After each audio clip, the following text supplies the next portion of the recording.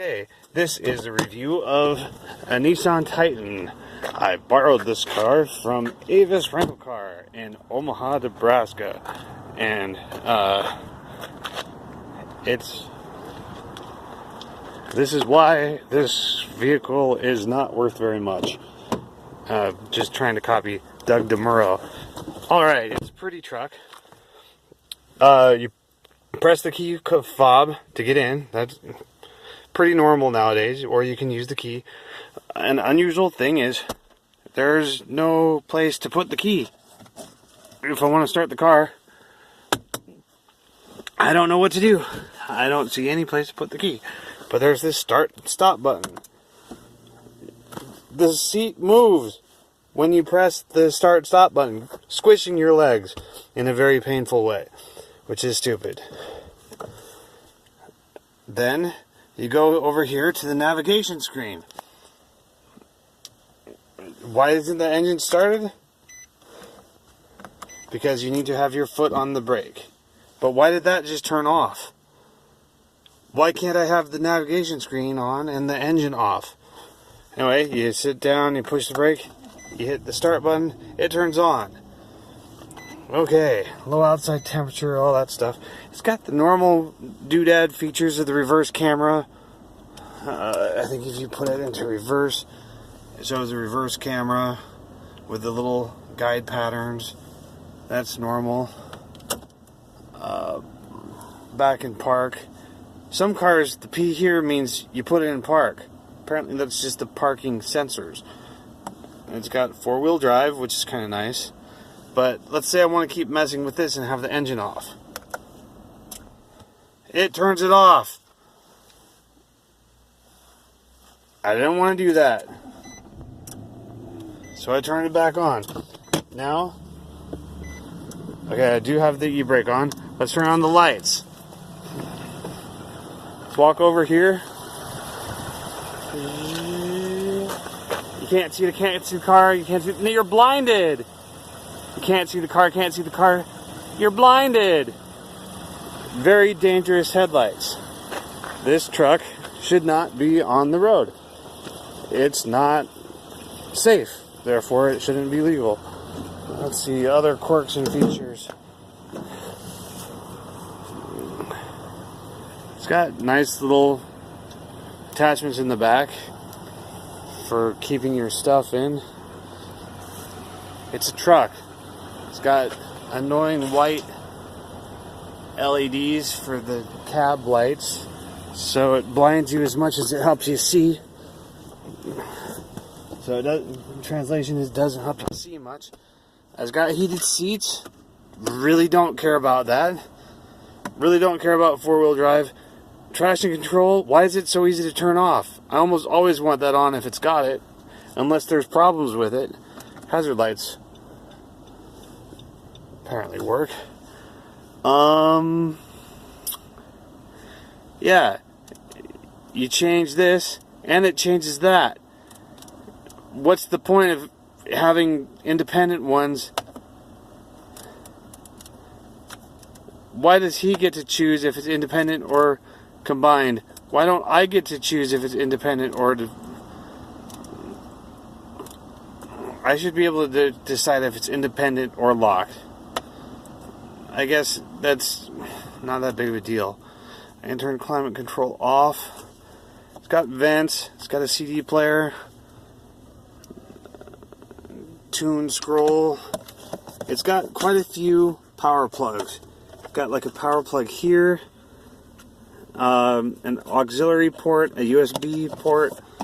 That's fine. It's got another USB power plug down here. That's nice. I don't see anything particularly wrong with the back, except it's leather, which is stupid. Don't know why we need to kill a cow to sit in a car. Yeah, there's passenger airbag light. It's just impossible to use the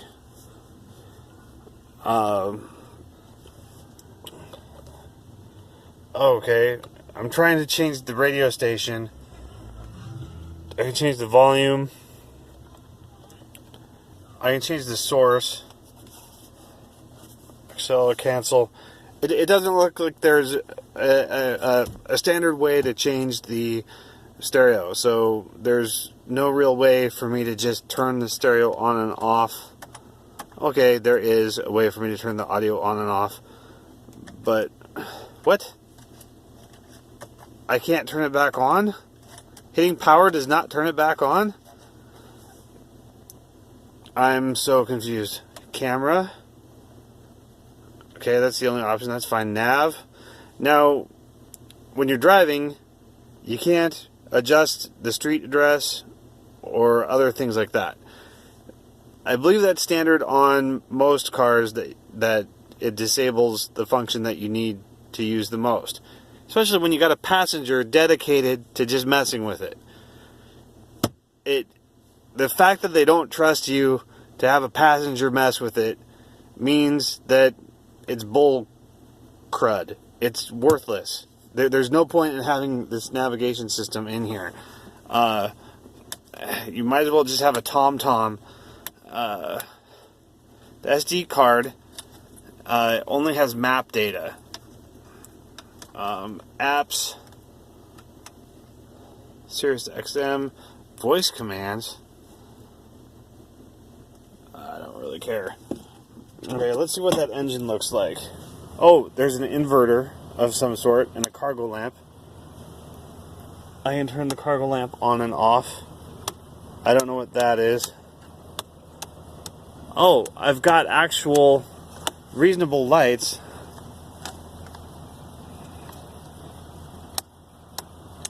Nope.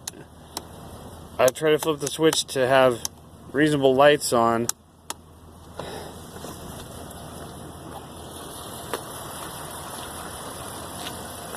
Okay. Somewhat reasonable lights. Unreasonable lights. Reasonable, unreasonable. Why you can't turn the reasonable lights on without the unreasonable is not sensical. This is P275 60R20 tires. Rockford Fosgate stuff. Oh, I can control all four windows and the back is powered up here. That's pretty cool. Yeah, Doug, you do a better job editing, but I can sure tell you that this car is horrible. I don't even know how to turn it off and make sure I have my keys with me. Oh, and it's moving. It's trying to kill me. This needs to be disabled. There is no setting in here to disable it. Let's turn the lights off. I don't know why it's still beeping. There's no... I guess it says that a door is open or something. At least it's not telling me a door is ajar. But how do I know if I have my keys? It's so easy to just grab your keys. Okay. Now you have to go find your keys instead of just pull it out of a slot where they should be. Hey, anybody with key cutters should be able to get that. I don't see anywhere to stick the key. Nowhere. Where do you stick the key? It could be in the glove box or something. So I'll put this closed. Okay, so now for the Peterson score. Practicality, 0. This car shouldn't be on the road at all. Weekend score, 0.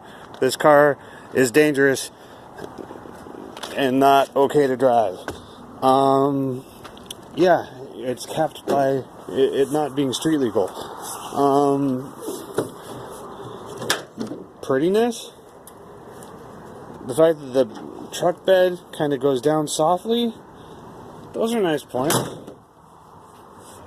The fact that that's blinding me instead of helping me see, not worth that brings it down a couple points. Why is this light coming on? It should not be coming on.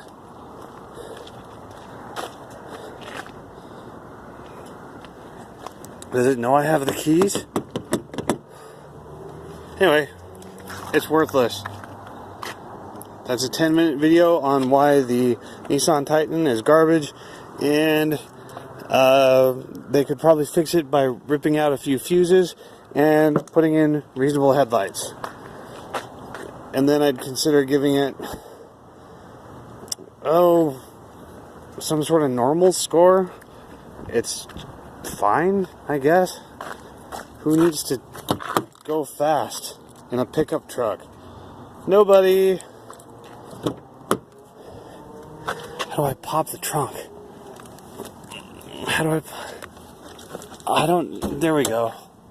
Let's look under the hood. Let's see what that V8 looks like. Hunk of plastic.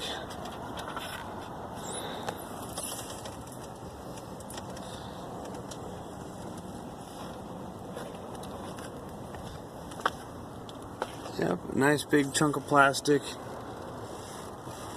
and engine looking stuff. Okay.